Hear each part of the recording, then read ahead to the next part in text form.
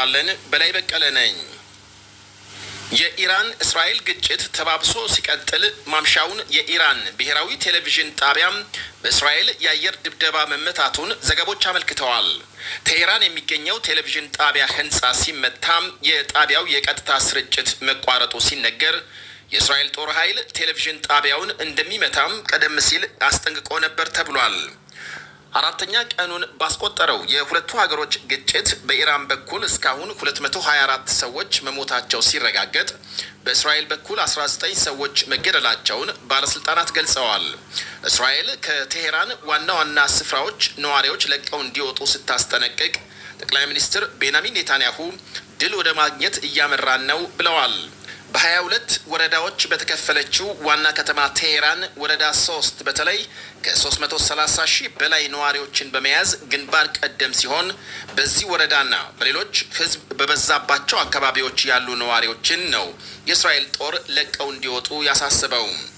የተለያዩ ሀገራት ዜጎቻቸውን ከኢራን ለማስወጣት ጥረት እያደረጉ ሲሆን አፍሪካዊቷም ጋና ቴሄራን በሚገኘው ኤምባሲዋ ያሉ ሰራተኞች፣ ተማሪዎችና ሌሎች ዜጎቿን በድንበር በኩል ለማስወጣት እየሞከረች መሆኗን በውጭ ጉዳይ ሚኒስቴሯ በኩል ይፋ አድርጋለች። የኢራን መከላከያ ሚኒስቴር ለማንኛውም አይነት ጦርነት ዝግጁ መሆናቸውን ሲገልጽ፣ በሌላ በኩል የሀገሪቱ ባለስልጣናት ግጭት ቆሞ የኒኩሌር ንግግሩ እንዲቀጥል ፍላጎት አላቸው እየተባለ ነው። ቴሄራን ግጭት የማቆምና ወደ ኒኩሌር ንግግር የመመለስ ፍላጎቷን በተመለከተ በአረብ አሸማጋዮች በኩል ለእስራኤልና አሜሪካ መልእክት መላኳን የመካከለኛው ምስራቅና የአውሮፓ ተወካዮች ገልጸዋል። ወደ ንግግር የምትመለሰው ግን አሜሪካም በሁለቱ ሀገሮች ግጭት እጇን ካላስገባች ብቻ ነው ብለዋል የቴሄራን ባለስልጣናት። በዚህ ጉዳይ ላይ የትኛውም ወገን በይፋም የሰጠው መግለጫ የለም። ለጂ7 ስብሰባም ካናዳ የገቡት የአሜሪካ ፕሬዝዳንት ዶናልድ ትራምፕ ኢራን ወደ ኒኩሌር ስምምነት እንድትመለስ ደጋግመው እየጠየቁ ናቸው።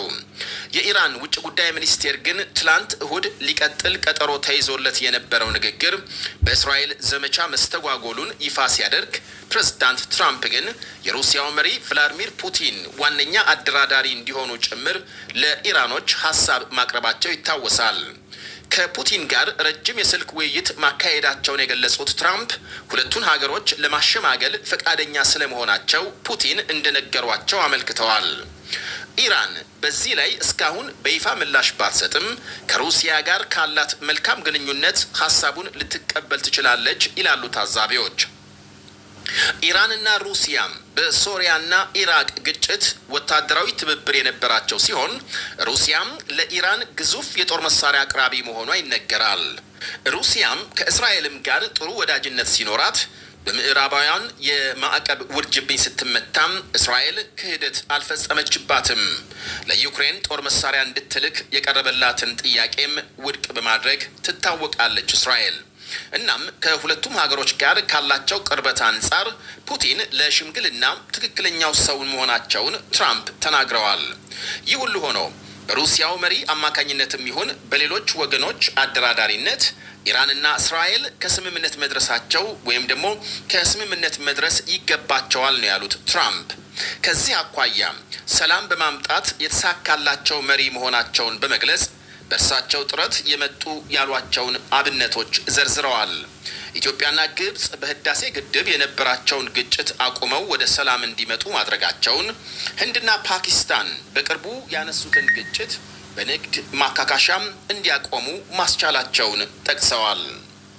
የሚኒሶታም ህግ አውጪ ምክር ቤት አባላትን ገድሎ አቁስሎ ያመለጠው ተጠርጣሪ ተያዘ።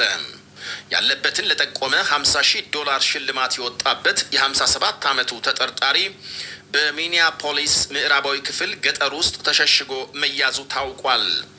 በፖሊስ ከተከበበ በኋላም በሰላም እጅ ስለመስጠቱ የተነገረ ሲሆን በሚኒሶታ ሰዓት አቆጣጠር ዛሬ ከሰዓት ፍርድ ቤት ይቀርባል የተባለው በግድያና በመግደል ሙከራ ተከሶ ማለት ነው።